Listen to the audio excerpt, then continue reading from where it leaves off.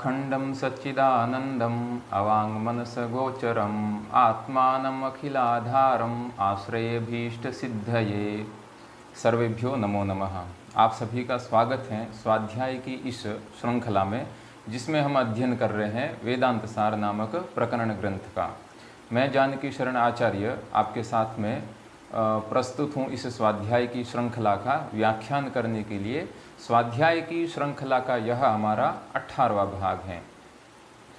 गत भाग में हमने वेदांत दर्शन के अनुसार अपवाद की प्रक्रिया और अध्यारोप और अपवाद न्याय जो कहा गया है, उसमें अपवाद की प्रक्रिया और परिणाम और विवर्त शब्द का भेद जाना था। इस स्वाध्याय की 18वीं श्रृंखला में हम जिस प्रकार से ब्रह्म से इस संसार की उत्पत्ति किस क्रम से होती है, यह तो ग्रंथकार ने अभी तक बता दिया। अब इस संसार का विलय, सृष्टि का विलय जो अपवाद की प्रक्रिया है, वह किस प्रकार से संसार का विलय होता है, और इसके साथ ही जो वेदांत में जो तत्वमसि इत्यादि महावाक्य हैं, उन महावाक्यों का जो तत् और त्वम, ये जो दोनों पदार्थ हैं, इन दोनों पदार्थों का शोधन भी किस प्रकार से होता है, इसको हम इस स्वाध्याय की 18वीं श्रृंखला में जानेंगे। तो चलिए शुरू करते हैं आज की स्वाध्याय की श्रृंखला।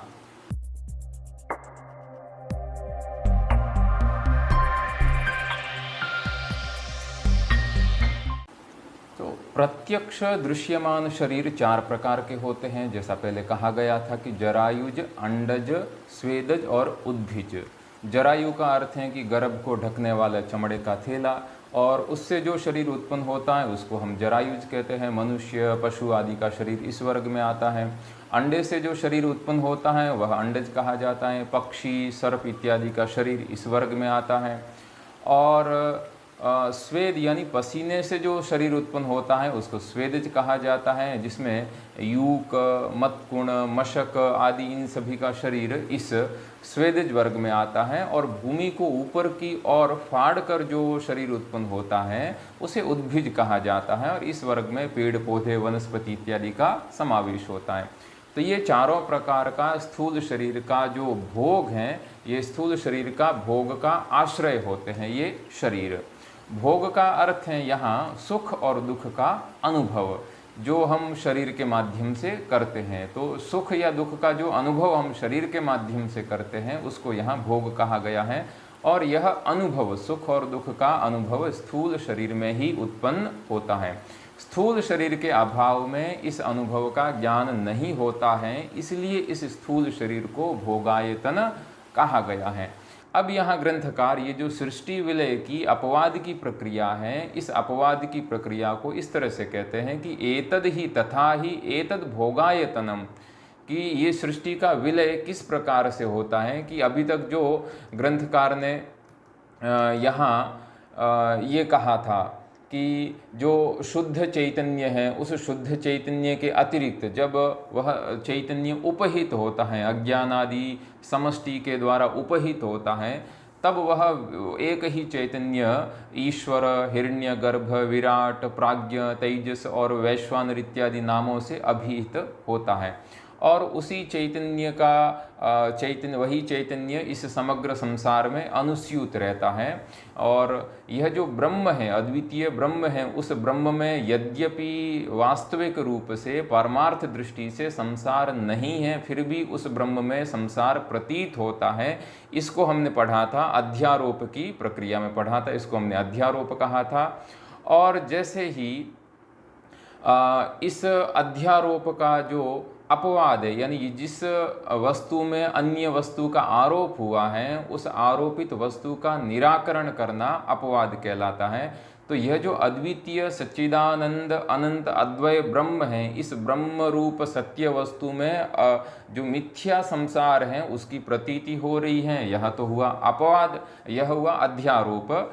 और इस मिथ्यारूप संसार की प्रतीति का निराकरण करके उस सत्य अनंत अद्वय ब्रह्म का वास्तविक स्वरूप ज्ञान करना अपवाद कहलाता है। जैसे अंधकार आदि के कारण रस्सी में सर्प की मिथ्या प्रतीति होती है, और सीपी में दूरी और दृष्टि दोष के कारण रजत की प्रतीति होती है, यह सब अध्यारोप के अंतर्गत आएगा। और जब हम प्रकाश के कारण उस सीपी में जो रजत की प्रतीति हो रही है, उस रजत का निराकरण हो जाता है और केवल वहाँ सीपी ही है, शुक्ति का ही है, इस प्रकार का, अथवा वहाँ उस रज्जु में सर्प नहीं है, वह रज्जु ही है, इस प्रकार जब हमारी भ्रांति का निराकरण हो जाता है और वस्तु के वास्तविक स्वरूप का ज्ञान होता है, तो यह कहलाता है अपवाद। ठीक इसी प्रकार अज्ञान आदि के कारण ब्रह्मरूप सत्य वस्तु में जो जगत रूप मिथ्या प्रपंच की प्रतीति है, वह अध्यारोप है। और सद्गुरु के उपदेश और श्रुति वाक्यों के मार्गदर्शन से जब इस मिथ्या रूप संसार विषयक ये जो अज्ञान है, इस अज्ञान को दूर करके अद्वैत तत्व जो तुरीय शुद्ध चैतन्य सत्य वस्तु रूप ब्रह्म की प्रतीति होना ही अपवाद कहलाता है। तो ये अपवाद की प्रक्रिया क्या है, उस प्रक्रिया को ग्रंथकार यहाँ इस प्रकार से कहते हैं कि तथा ही एतद भोगायतनम चतुर्विध सकल स्थूल शरीर जातम। कहा कि ये जो भोगायतनम, भोगायतनम नाम स्थूल शरीरम, जो भोग यानी सुख दुख का अनुभव है, उसका आयतन यानी आश्रय कौन है, चतुर्विध सकल स्थूल शरीरम। ये चार प्रकार का जो जरायुज, अंडज, स्वेदज और उद्भिज, ये जो चतुर्विध सकल, सकल का यहाँ अर्थ है कि पहले जैसे कहा था कि सप्त ऊर्ध्वलोक होते हैं और सप्त अधोलोक होते हैं, और प्रत्येक लोक में ये चार प्रकार के शरीर होते हैं। तो समस्त लोकों में यानी एक ब्रह्मांड अर्थात चतुर्दश लोकों में सकल जो स्थूल शरीर हैं, उस स्थूल शरीर और उस स्थूल शरीर से उत्पन्न होने वाला स्थूल शरीर जातम, स्थूल शरीर के लिए जो उत्पन्न होने वाला क्या है, तो कहा भोग्य रूपान्नपानादिकम।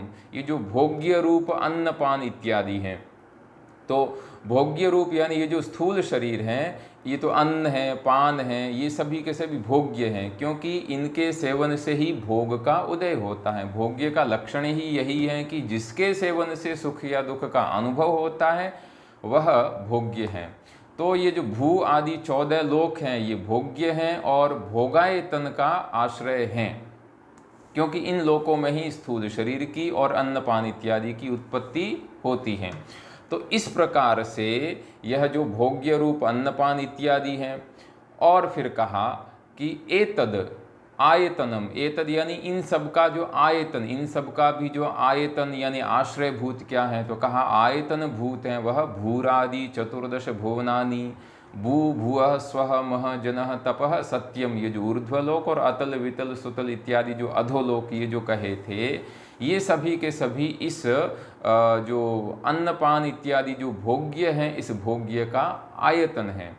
तो क्या होगा कि चतुर्विध स्थूल शरीर हैं, और चतुर्विध स्थूल शरीर का भोग्य क्या है, अन्नपान आदि हैं, और इन सभी का आयतन क्या है, तो कहा वो चतुर्दश भुवन है, और चतुर्दश भुवनों का आयतन यानी आश्रय क्या है, एक ब्रह्मांड है।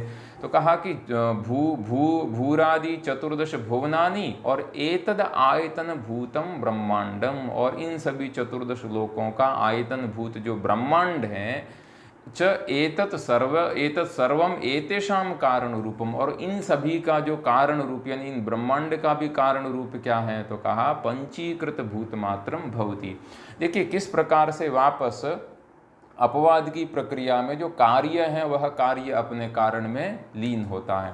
तो ये जो हमारा स्थूल शरीर है, चतुर्विध स्थूल शरीर, और इस स्थूल शरीर का आश्रय यानी भोग्य हैं वह अन्नपान इत्यादि हैं, और इन दोनों का जो आयतन आश्रय क्या हुआ, तो आश्रय हुआ यह भुवन। ये जो भू भुवः स्वः इत्यादि चतुर्दश लोक हैं, ये इसके आयतन है, आश्रय है। तो यह अपने इस आयतन में लीन हो जाते हैं। वह जो भूव इत्यादि जो लोक हैं, चतुर्दश लोक हैं, उनका लय किस में होता है, उनका लय होता है ब्रह्मांड में लय हो जाता है।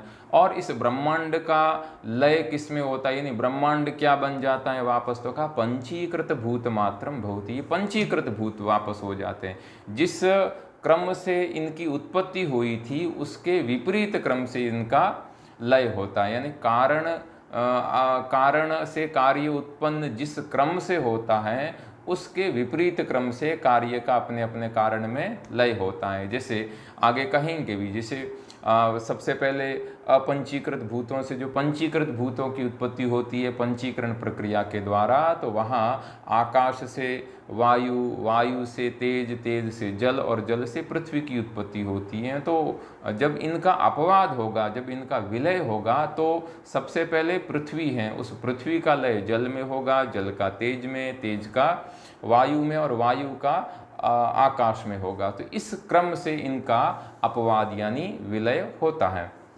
अब कहा कि ये सभी जो चतुर्विध शरीर, इनका जो अन्नपान आदि का जो भोग्य हैं, चतुर्दश भुवन और ब्रह्मांड, ये सभी इनका लय पंचीकृत भूतों में हो गए, यानी ये सभी के सभी पंचीकृत भूत मात्र हो गए। एतानी, अब कहा कि ये जो पंचीकृत भूत हैं यह भी शब्दादि विषय सहितानि, जो शब्द स्पर्श रूप रस गंध अपने जो क्रमशः पांचों भूतों के जो पृथक पृथक विषय हैं उन विषय के सहित पंचीकृतानि भूतानि, एतानि पंचीकृतानि भूतानि, ये जो पांचों जो भूत हैं यह, और सूक्ष्म शरीर जातम, और इन भूतों से उत्पन्न होने वाला जो सूक्ष्म शरीर, और सूक्ष्म शरीर जातम च एतत् सर्वम एतेषां कारण रूप अपंचीकृत भूत मात्रम भवति। तो ये सभी के सभी पंचीकृत भूतों का, और पंचीकृत भूतों का भी कारण है अपंचीकृत भूत। तो ये सभी के सभी जो पंचीकृत भूत हैं यह अपने कारण स्वरूप को प्राप्त हो जाते हैं, यानी अपंचीकृत भूत हो जाते हैं। तो इस प्रकार से यहाँ तक अभी तक एक अपवाद की प्रक्रिया बताई कि किस प्रकार से ये जो दृश्यमान, प्रत्यक्ष रूप से दृश्यमान शरीर, इसका जो अन्नपान आदि के भोग्य, चतुर्दश भुवन, ब्रह्मांड, ये सभी अपंचीकृत भूत हो जाते हैं, और पंचीकृत भूत भी अपने कारण में यानी अपंचीकृत भूत में लीन हो जाता है। तो अब इस अपवाद की प्रक्रिया में अपंचीकृत भूत यहाँ तक रहे हैं। अब और आगे कहा ग्रंथकार ने कि एतानी, ये जो अब अपंचीकृत भूत हैं इनको यहाँ कहा कि एतानी सत्वादि गुण सहितानी, ये जो सत्व रज और तम, ये जो त्रिगुणात्मक अपंचीकृत भूत हैं, तो ये अपने इन त्रिगुणात्मक यानी तीनों गुणों के साथ अपंचीकृतानी, अपंचीकृत जो भूत हैं, उत्पत्ति व्युत्क्रमेण, जिस क्रम से इनकी उत्पत्ति होती है इसके व्युत्क्रम से यानी इनके विपरीत क्रम से, एतद कारण भूत, इन सभी अपंचीकृत भूतों का कारण कौन था? तो कहा था अज्ञानोपहितम चैतन्यम। तो ये वापस अपने अज्ञानोपहित चैतन्य रूप कारण में लीन हो जाते हैं। तो कहा कि एतानि सत्वादि गुण सहितानि अपंचीकृतानि उत्पत्ति व्युत्क्रमेण एतद कारण भूत अज्ञानोपहित चैतन्य मात्रम भवति। तो पंचीकृत भूत हैं वह अपने कारण अपंचीकृत भूत स्वरूप को प्राप्त हो गए थे, और अपंचीकृत भूत भी अपनी उत्पत्ति के विपरीत क्रम से, उत्पत्ति के व्युत्पत्ति क्रम से केवल अब अज्ञान उपहित जो चैतन्य है उस चैतन्य मात्र स्वरूप को प्राप्त हो गए थे। और आपको याद होगा कि अज्ञानोपहित चैतन्य को वहाँ हमने कहा था ईश्वर। अब कहा कि एतद अज्ञानम और अज्ञानोपहित चैतन्यम च। अब यहाँ ये जो अज्ञान त्रिगुणात्मक जो सद असद्भ्याम अनिर्वचनीयम त्रिगुणात्मक ज्ञान विरोधी भाव रूपम जो अज्ञान कहा, तो एतद अज्ञानम और अज्ञानोपहितम चैतन्यम, यानी अज्ञान और उस अज्ञान से उपहित चैतन्य यानी ईश्वर, ये दोनों, तो अज्ञानोपहितम चैतन्यम च ईश्वरादिकम। तो ईश्वर और आदि पद से हम जो हिरण्यगर्भ, विराट, तेजस, प्राज्ञ, विश्व, इन सभी का ग्रहण करेंगे। तो ये जो अज्ञान और अज्ञान से उत्पन्न, अज्ञान से उपहित जो चैतन्य ईश्वर इत्यादि हैं, इन सभी का भी एतद आधारभूत, इन सभी का भी आधारभूत क्या है? तो आधारभूत अनुपहित चैतन्य रूपम, इन सभी का भी आधारभूत आयतन भूत हैं जो अनुपहित चैतन्य, किसी भी उपाधि से जो रहित, जो अनुपहित चैतन्य है, जिसको हमने कहा था कि तुरीय चैतन्य अथवा विशुद्ध चैतन्य, शुद्ध चैतन्य। तो कहा तुरीयम ब्रह्म मात्रम भवति। ये सभी के सभी जब सृष्टि का प्रलय होता है तब केवल और केवल ब्रह्म स्वरूप ही हो जाते हैं, यानी वहाँ केवल और केवल अद्वितीय अद्वैत ब्रह्म ही रहता है। तो ये जो उसी एक ही ब्रह्म से अज्ञान और अज्ञान से उपहित चैतन्य इत्यादि के क्रम से इन सभी पंच महाभूत और पंच महाभूतों में भी फिर चतुर्दश लोकों की और उसके अंतर्गत चतुर्विध स्थूल शरीरों की उत्पत्ति हुई थी। यह हुई थी हमारी अध्यारोप की प्रक्रिया कि उस अद्वितीय ब्रह्म में यह संसार उत्पन्न हुआ।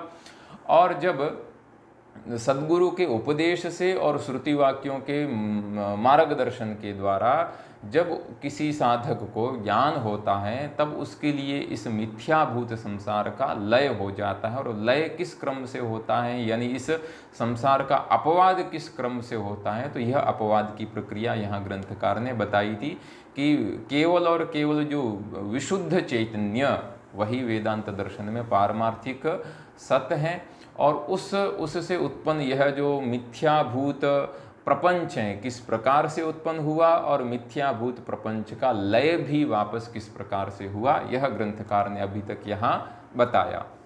तो ग्रंथकार ये कह रहे हैं कि यह जो अध्यारोप और अपवाद की प्रक्रिया बताई है इसके द्वारा तत् और त्वम इन दोनों पद के अर्थों का भी शोधन होता है। कैसे, तो कहा आभ्याम अध्यारोप अपवादाभ्याम, ये जो अध्यारोप और अपवाद कहे गए इनके द्वारा तत्वम पदार्थ शोधनमपि सिद्धम भवति। तत् और त्वम ये जो पदार्थ हैं इनका भी शोधन हो जाता है। तो तत्व और त्वम पदार्थ क्या है इसको हम यहाँ समझते हैं। वेदांत दर्शन में एक तत्वमसि इस प्रकार का महावाक्य बहुत प्रसिद्ध है, चांदोग्य उपनिषद के 6ठ अध्याय में पढ़ा गया है। इस वाक्य से तत्पदार्थ और त्वम पदार्थ का ऐक्य बताया गया है। तत् त्वम असि, इस महावाक्य में 3 पद हैं। तो इस महावाक्य के द्वारा जो तत्पदार्थ हैं और त्वम पदार्थ हैं उन दोनों का ऐक्य बताया गया है। अब यहाँ ऐक्य उन दोनों पदों का जो वाच्य है उस वाच्य अर्थ से संभव नहीं है, इसलिए इन दोनों पदों से लक्षणा द्वारा एक अभिन्न अर्थ यानी शुद्ध चैतन्य का बोध माना जाता है। तो इस वाक्य से तत्पद और त्वम पद के अर्थों का बोध हो जाने पर साधक को अपने साथ ब्रह्म के ऐक्य का अनुभव होता है।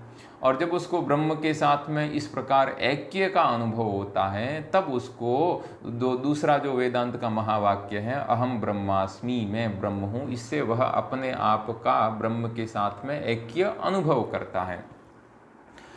तो कहने का यह तात्पर्य यह है कि तत्वमसि इस महावाक्य से तत्पद और त्वम पदार्थ की एकता का बोध तो होता है, पर यह एकता का बोध उन दोनों पदों का जो प्रसिद्ध अर्थ ग्रहण करने से संभव नहीं है, यानी वाच्यार्थ का ग्रहण करने से संभव नहीं है। क्योंकि त्वम पदार्थ का जो अर्थ है वह है सर्वज्ञत्वादि विशिष्ट चैतन्यम ईश्वरः, जैसा आगे ग्रंथकार कहेंगे। और नहीं, त्वम पदार्थ का अर्थ हुआ यहाँ कि अल्पज्ञ इत्यादि धर्मों से युक्त जो चैतन्य है वह त्वम पदार्थ का अर्थ है। और तत्पदार्थ का अर्थ है सर्वज्ञत्वादि सर्वज्ञ सर्वशक्तित्वादि गुणक से युक्त जो चैतन्य। तो इन दोनों धर्मों की, इन दोनों वाच्य तत्पद और त्वम पद के वाच्य की एकता तब तक संभव नहीं है जब तक दोनों में विरुद्ध धर्मों की प्रतीति होती है। किंतु आगे ग्रंथकार लक्षणा का निरूपण करेंगे तब इन दोनों तत्पद और त्वम पद की वाच्यार्थ में यद्यपि विरोध है फिर भी लक्ष्यार्थ में कोई विरोध नहीं है। लक्षणा के द्वारा दोनों में ऐक्य की प्रतीति हो सकती है, ऐसा ग्रंथकार निरूपण करेंगे। तो यहाँ ये कहा कि किस प्रकार से ये तत्पद और त्वम पद का शोधन होता है, इसको पहले हम संक्षेप से जानते हैं। कहा कि तथा ही, जैसे एक उदाहरण से समझाया, अज्ञानादि समष्टिरेतदुपहितं सर्वज्ञत्वादि विशिष्टं चैतन्यम एतद अनुपहितं च एतद त्रयम्।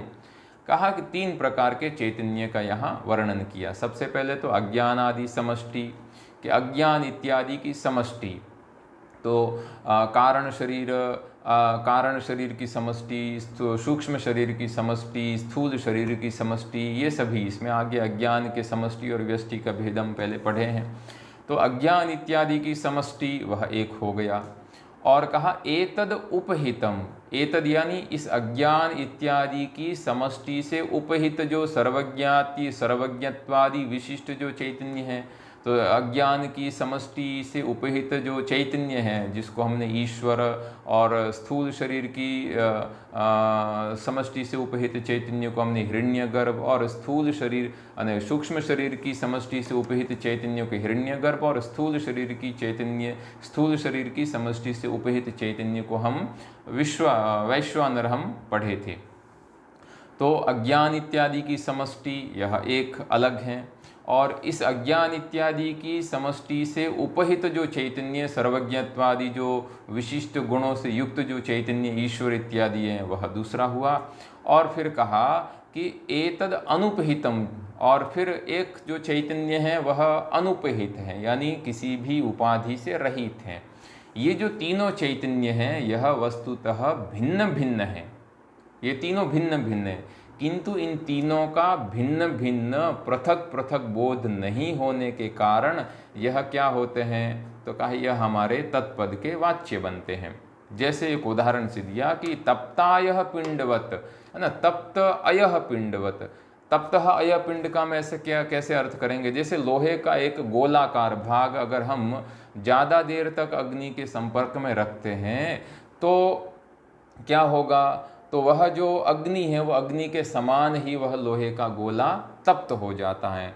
तो उस समय उस लोहे के गोले को देखने वाला जो व्यक्ति है वह लोहे का गोला, उसमें विद्यमान अग्नि और अग्नि से प्रतीत होने वाला जो ताप यानी दाह, इन तीनों पदार्थों को वह अलग अलग प्रतीत नहीं कर पाता है। और जैसे ही वह उस अग्नि के वह लोहे के गोले को वह स्पर्श कर लेता है तो उसका जो लोहे का गोला उसके हाथ को जलाता है, तो वह कहता है कि लोहे का गोला मुझे जला रहा है, यानी अयोदहति। जबकि वहाँ जो उसके हाथ को दाह करने वाला जलाने वाला जो है वह तो अग्नि में विद्यमान ताप है, लोहा नहीं है, लोहे में दाहकत्व शक्ति नहीं है।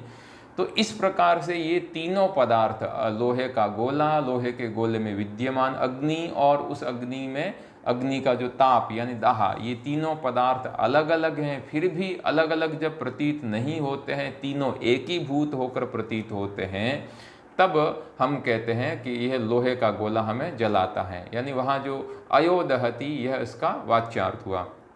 किंतु जब अग्नि, उस अग्नि का संपर्क और उस अग्नि का संपर्क जिस लोहे के गोले से है, उस लोहे का गोला, उसमें विद्यमान अग्नि और अग्नि का जो ताप है, इन तीनों का जब पृथक पृथक ज्ञान होता है तब लोहे के शुद्ध गोले का बोध होता है। ठीक यही स्थिति यहाँ भी इस वेदांत के प्रसंग में भी इस तृक की स्थिति है। इसलिए यहाँ कहा कि यह जो अज्ञान इत्यादि की समष्टि और इससे उपहित चैतन्य और इन सभी से अनुपहित चैतन्य, ये तीनों पृथक पृथक हैं। फिर भी जब ये तीनों पृथक पृथक नहीं होते हैं तो तप्तायः पिंडवत, है ना, तप्त लोहे के पिंड की तरह एकत्वेन अवभासमानम, एक ही प्रतीत होते, ये तीनों वस्तुएं एक ही प्रतीत होती हैं। जब ये तीनों ही वस्तुएं एक ही प्रतीत होती हैं, भिन्न भिन्न प्रतीत नहीं होती हैं, तब यह तत्पद वाच्यार्थो भवति, तत्पद का वाच्यार्थ होती हैं। और कहा कि एतद उपाधि उपहित आधारभूतम अनुपहितम चैतन्यम, और इन तीनों का अज्ञान इत्यादि की समस्त अज्ञान, इन तीनों का जो एतद, इन तीनों का एतद उपाधि उपहितम, इन तीनों की जो उपाधि से उपहित ये जो चैतन्य है, इस चैतन्य का भी जो आधारभूत आश्रयभूत जो अनुपहितम चैतन्यम, जो अनुपहित चैतन्य यानी तुरीय चैतन्य है, शुद्ध चैतन्य है, वह वस्तुतः तत्पद लक्ष्यार्थो भवति, वह वस्तुतः उस तत्पद का लक्ष्यार्थ है। यानी तत्पद का जो वास्तविक अर्थ है वह तुरीय चैतन्य है, न कि यह अज्ञान अथवा अज्ञान इत्यादि की समष्टि। ये अज्ञान और अज्ञान इत्यादि की समष्टि तो तत्पद का वाच्यार्थ हुआ। तो इस प्रकार से ये जो तत्वमसि महावाक्य है उसमें जो तत्पद है उस तत्पद का शोधन भी होता है। शोधन का अर्थ है कि यहाँ वास्तविक अर्थ क्या है, यानी जैसे कोई वस्त्र है वह मलिन हो जाता है तो उसका वास्तविक स्वरूप हमें ज्ञात नहीं होता है कि इसका वास्तविक वर्ण कौन सा है, लेकिन जैसे ही हम उसको शुद्ध कर लेते हैं, वस्त्र इत्यादि उसको जल इत्यादि से प्रक्षालित करके शुद्ध कर लेते हैं, तो हमें उसका वास्तविक स्वरूप ज्ञात हो जाता है। ठीक इसी प्रकार से तत्पद का इस प्रकार से शोधन भी इस अध्यारोप और अपवाद की प्रक्रिया के द्वारा होता है कि तत्पद का लक्ष्य क्या है, लक्ष्यार्थ क्या है तत्पदार्थ का, ये यहाँ तक कहा। तो इस प्रकार से ग्रंथकार ने यहाँ तत्पद का लक्ष्यार्थ है वह तुरीय चैतन्य है, यह कहा। अब और आगे कहा तत्पद तत्व और त्वम पदार्थ के शोधन के विषय में कि अज्ञानादि व्यष्टि, अभी तक अज्ञान इत्यादि की समष्टि के विषय में बताया था, और अब कहा कि अज्ञानादि व्यष्टि, अज्ञान इत्यादि की व्यष्टि और एतद उपहित, और अज्ञान इत्यादि की व्यष्टि से उपहित जो चैतन्य है, कौन, अल्पज्ञत्वादि, जो तेजस, प्राज्ञ, तेजस और विश्व। तो अज्ञानादि व्यष्टि, एतद उपहित जो अल्पज्ञत्वादि विशिष्ट चैतन्य, और एतद अनुपहितम और इनसे अनुपहित जो चैतन्य है वह एतद त्रयम, ये तीनों भी जब तप्तायः पिंडवत, जैसे पहले उदाहरण दिया कि तप्त जो अयः पिंड की तरह एकत्वेन अवभासमानम, जब एकत्व रूप से इनकी प्रतीति होती है, तीनों एक ही प्रतीत होते हैं, तब यह जो अज्ञान इत्यादि की व्यष्टि और अज्ञान इत्यादि जो व्यष्टि से उपहित जो चैतन्य प्राज्ञ, तेजस और विश्व और तुरीय जो चैतन्य है, यह तीनों जब एकत्व रूप से प्रतीत होते हैं तब यह त्वम पद का वाच्यार्थ होते हैं। किंतु जैसे ही एतद उपाधि उपहित आधारभूतम अनुपहितम प्रत्यग आनंदम तुरीयम चैतन्यम त्वम पद लक्ष्यार्थो भवति, और जैसे ही यह तीनों के तीनों का भिन्न रूप से ज्ञान हो जाता है, पृथक पृथक जब इनका बोध हो जाता है, तब यह जो अनुपहित चैतन्य है, जो प्रत्यग आनंद है, जो स्वयं हमारा आनंद स्वरूप आत्मा है, जो तुरीय चैतन्य है, ऐसा तुरीय चैतन्य तत्पद का त्वम पद का लक्ष्यार्थ होता है। तो यहाँ तक ग्रंथकार ने इस प्रकार से अध्यारोप और अपवाद की प्रक्रिया के द्वारा जो तत्व, वेदांत में जो तत्वमसि इत्यादि महावाक्य कहे गए हैं, उन महावाक्यों का जो तत्व और त्वम पदार्थ हैं, उस तत्व और त्वम पदार्थ का भी शोधन इस अध्यारोप और अपवाद की प्रक्रिया के द्वारा हो जाता है। और इस अनंत अद्वितीय सत्य ब्रह्म रूप वस्तु में यह जो संसार रूप मिथ्या वस्तु की प्रतीति हो रही थी, इस मिथ्या वस्तु की प्रतीति का अपवाद भी किस प्रकार से होता है, यह भी ग्रंथकार ने यहाँ तक बताया। तो आज का हमारा जो स्वाध्याय है उसका हम यहीं विराम करते हैं। आपके कोई प्रश्न अथवा और कोई जिज्ञासा हो तो आप मुझे इस वीडियो के कमेंट बॉक्स में बता सकते हैं, तो हम वहाँ से इसका स्वाध्याय और उसका समाधान पृथक रूप से कर सकते हैं। इस स्वाध्याय से जुड़ने के लिए आप सभी का बहुत बहुत आभार। सर्वेभ्यो नमो नमः।